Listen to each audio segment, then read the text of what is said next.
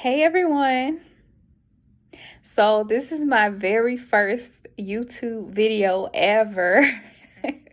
So if you haven't already, please like and subscribe down below. So I'm just gonna give you a little about me. For the ones who don't know about me. So I started out as a CNA and then an LPN and then an RN, and I just graduated from nurse practitioner school in August. So I wouldn't really say that, a lot of people ask me, what did you do to get by with nursing school? You're like a genius. No, I I wouldn't say that. I wouldn't, but if I can help shed some light or help anyone out, then I will. So feel free to comment below about your questions about nursing school, about travel nursing, anything that you want to talk about. Just comment below.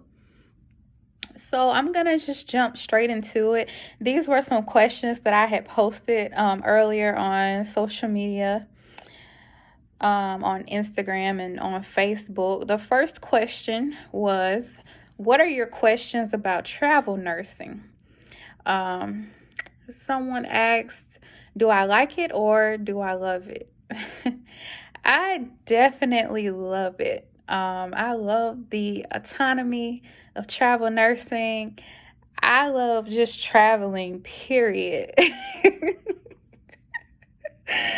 um, I just love it. I mean, I feel like as nurses, we get so bogged down and so burnt out from being a staff nurse sometimes.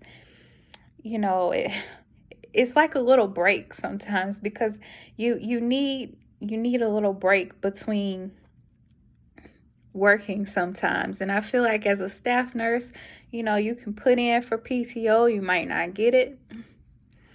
You might have some of the toughest assignments, but I feel like as travel nursing, okay, you give me a tough assignment here, I don't have to worry about this once my contract is up, which is in like, a couple weeks, compared to every day coming to the same facility. It just gets kind of burnt out sometimes, and especially like working understaffed. And a lot of travel nurses, after their assignments, they take a vacation, so I don't know, travel nurses. Let me know if you're a travel nurse. Let me know down below. What do you do in between assignments? But yeah, I definitely love the autonomy. I love getting to know people. I love meeting new people, new families, new patients, just learning new things. Not so much, the charting systems, but I mean, it's really not that bad. If I could have done travel nursing sooner, I definitely would have. Someone asked about insurance. Okay, I'm just gonna be real with y'all.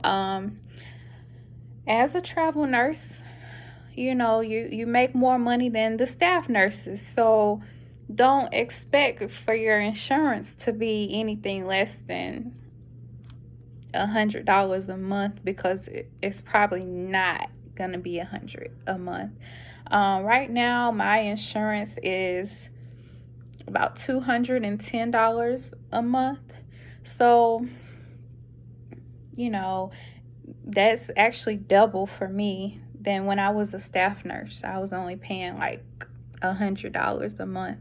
So, or maybe less than that. I think it was like $40 bi-weekly. So about $80 a month. I paid for insurance as a staff nurse, which was extremely good. And I mean, that's probably like one of the things that I do miss about staff nursing was the extra benefits, the 401k, the matching and all that. But there are a lot of researches now, for travel nurses to look at for your 401k and for your insurance and different things like that. Are all travel nurses fine? Well, I can't speak for everybody. I can't speak for everyone, but that's all I'm gonna say. How often do you travel? So I first started travel nursing back when the pandemic started, which was back in March, late March, early April. And that was my very first time ever traveling. I went to New York for the 21 days, crisis. But I ended up staying there longer than 21 days. So,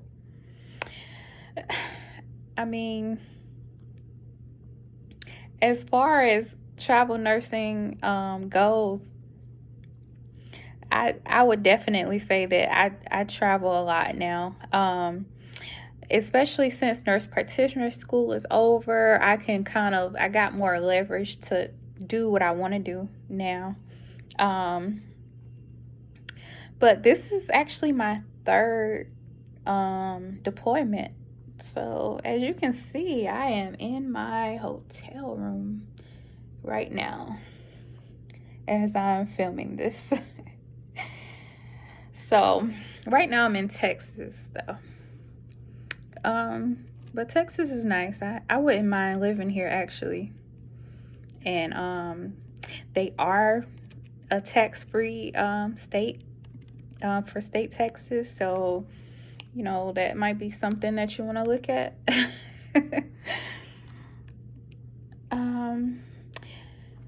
So the next question, what are your biggest fears? Someone said ending up a used to be. I think that kind of goes along with your growth. I feel like growth for me is being uncomfortable.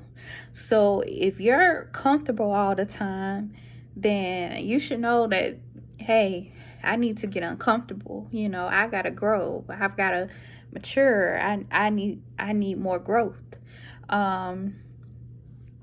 But me personally, I can always tell when I'm about to get a blessing, or like when something really good is trying to happen in your life. It seems like the devil just throws things at you, just throws obstacles at you, left and right, front, sideways, back. But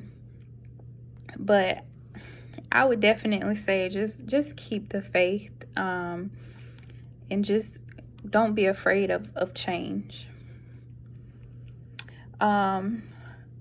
Someone said loss of control is their biggest fear. You always have to remember to take care of yourself.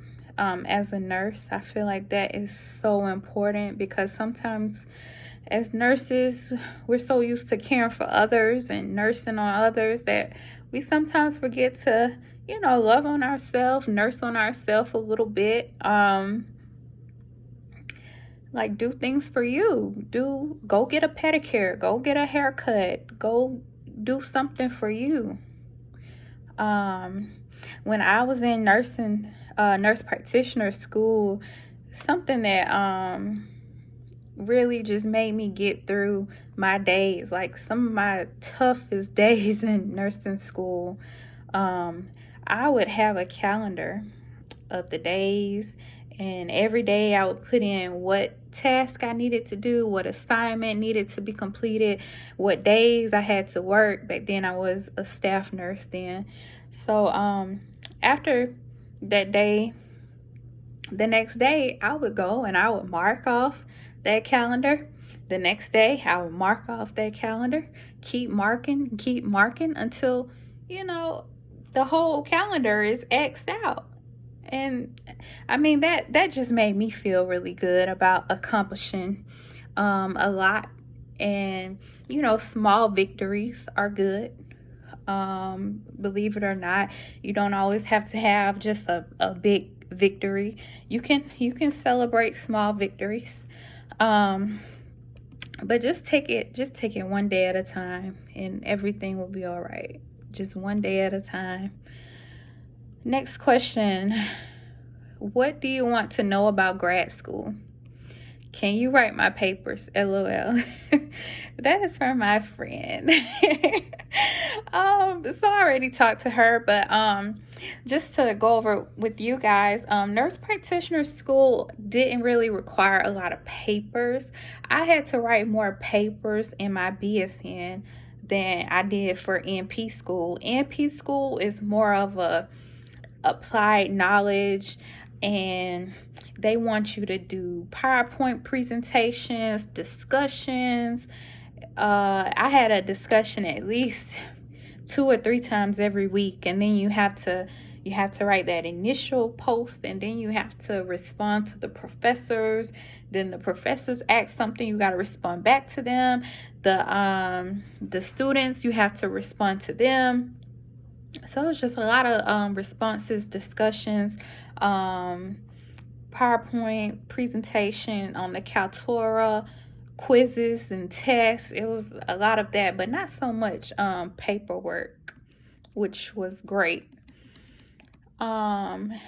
Is nurse practitioner school hard? I would say it's not that hard, but it can be if you let it. And I'm just gonna say this, it is a commitment. It's a 2-year commitment. So, you can cancel out some of those parties or some of those trips you might have to miss out on for those 2 years. But the main thing is to have a good support. Have good support systems, good relationships with people, because it is a commitment. I know some people who went through nurse practitioner school married and came out divorced or separated. So that just goes to show that nurse practitioner school is kind of like getting married. I mean, you have to make a commitment. You have to be there. You have to put in the work. And then on top of that, you got to go to clinicals, and you have to do schoolwork. You still got to do your job. You still got to be a mom or whatever it is that you do, So it's just all about time management, I would say. You got to have the time management with nurse practitioner school, because you don't want to go in there married and coming out single. But if that happens, then the person probably wasn't meant for you anyway. If they can't take a little bit of that. So back to the 2-year commitment. I actually completed nurse practitioner school in 20 months. I do not suggest completing nurse practitioner school that fast, but if you can do it, then do it. But I wouldn't suggest it. This is why I got gray hairs now. Like, I don't know if you can see, but y'all don't don't do it. I'm telling you. I got about 5 of them from nursing school, from nurse practitioner school. How to start the process and any advice. So it takes a lot of research to find a good NP school. You want to make sure that your school is accredited with the AANP or the ANCC or whatever certification board that you have to go to, whether it's women's health, acute gerontology, whatever it is. And then you also want to make sure that the school has what you want. whether it be family nurse practitioner, mental health, women's health. You want to make sure that that school provides what you're looking for. I can remember looking back, there was a school that I wanted to go to because I did initially want to do mental health nurse practitioner, but at the time the requirement was that you had to be a RN for 2 years, but I was only a RN for like a year and a half, so I couldn't start right away. So you also want to look at that, look at the criteria, look and see how many years of being a RN that you have to be first. Look and see if the GRE is required or not, and what do you have to score on it if you do have to take it. Look and see what the GPA is like for admissions. Make sure that you don't have to take any prerequisite classes.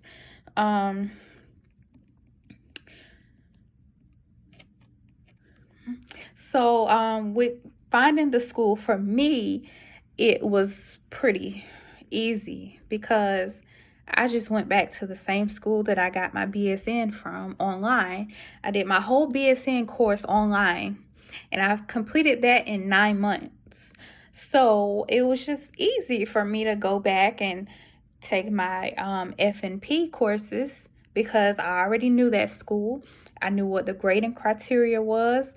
I knew what the GPA was. I knew everything that I needed to know about that school. I knew the Blackboard system. I knew what the papers, the format, the APA format that they wanted. I knew how the discussion posts were gonna roll. I knew a lot about that school, so that is why I stuck there. But you also want to make sure that your credits are gonna transfer to whatever school you pick, because some credits do not transfer in grad school. So you want to make sure that your credits are transferable. Next question. Oh, and I also wanted to mention that you do want to make sure that the cost is not too much. So check with your counselor about financial aid and about student loans and things of that nature. What questions do you have about nursing school, LPN, and RN school? I cannot find a nursing school in Georgia. Do you know any? Unfortunately, I do not know any nursing schools in the state of Georgia. I moved to Georgia after I became an RN. So I got my RN and my LPN diploma from a community college in Alabama. So I'm sorry, I do not. But make sure that you research the same thing that I said for NP school. Make sure that the school is accredited. In this case for NCLEX, make sure that they have a high pass rate for NCLEX. Make sure that you have all your prereqs out the way, because you just don't want to be taking no prerequisites and trying to take nursing school classes, because nursing school is hard by itself. Do you have to pursue local college to become? I don't know what that question is. It got cut off.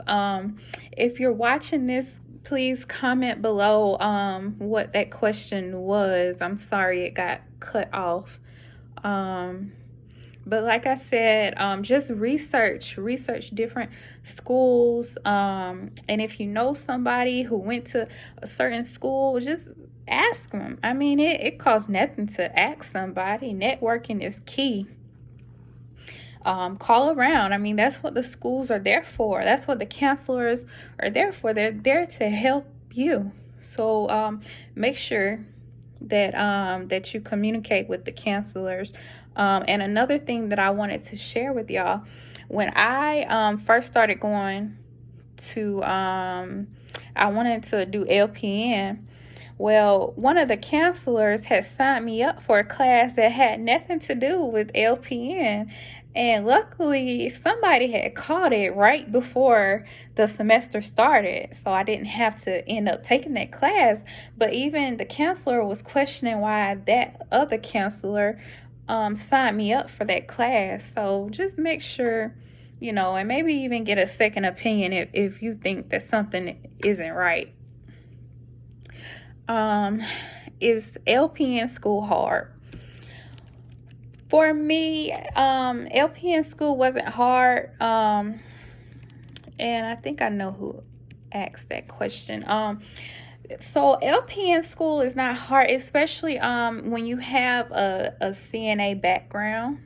So when you have that CNA background, that is like your backbone to being a excellent nurse, because as a CNA, you learn everything. You learn the bed baths, you learn how to transfer, you learn feeding, you learn a whole lot of stuff, like the whole fundamentals of nursing. And I can remember a time, this was, I think, my first semester of LPN school. We were doing a clinical at a nursing home, and y'all, my background is nursing home for CNA and for LPN.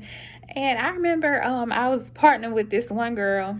She acted like she was scared to touch the patient. And she didn't know how to do a bed bath. She didn't know how to change the bed. None of that. So as a CNA, you're used to touching a patient. So you can get used to touching them. And so that when you are in your LPN or your RN clinicals, then you already know what to do with them. You already can go in there like you know what you're doing.